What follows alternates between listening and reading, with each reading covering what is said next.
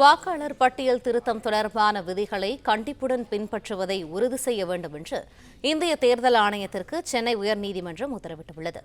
இது தொடர்பான கூடுதல் தகவல்களை எமது செய்தியாளர் ஆனந்த் வழங்க கேட்போம். ஆனந்த், வணக்கம். உயர்நீதிமன்றம் பிறப்பித்துள்ள உத்தரவில் என்னென்ன மாதிரியான விவரங்கள் இடம்பெற்றிருக்கிறது? வணக்கம்.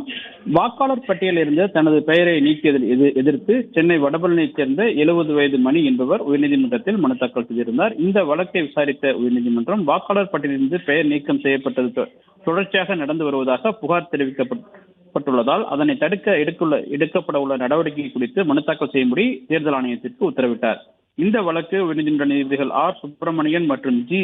அருள்முருகன் ஆகியோருடைய அமர்வில் விசாரணைக்கு வந்த பொழுது தமிழக தலைமை தேர்தல் அதிகாரி அர்ச்சனா பட்நாயக் சார்பில் தாக்கல் செய்யப்பட்டுள்ள மனுவில் வாக்காளர் பட்டியல் திருத்தம் செய்வது தொடர்பாக விதிகள் கண்டிப்புடன் பின்பற்றப்படும் என்றும் உறுதியளிக்கப்பட்டது. மேலும் மனுதாரர் பெயர் மீண்டும் வாக்காளர் பட்டியல் சேர்க்கப்பட்டுள்ளதாகவும் அவரது பெயரை நீக்கிய விவகாரத்தில் சம்பந்தப்பட்ட அதிகாரிகளுக்கு எதிராக நோட்டீஸ் அனுப்பப்பட்டிருப்பதாகவும் அந்த மனுவில் தெரிவிக்கப்பட்டது.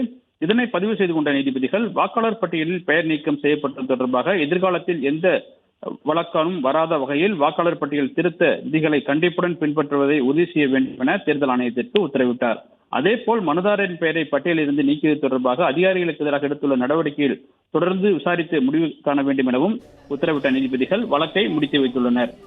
பிளே ஸ்டோர் மற்றும் ஆப் ஸ்டோரில் இருந்து பாலிமர் செயலியை QR கோடு மூலம் பதிவிறக்கம் செய்யுங்கள்.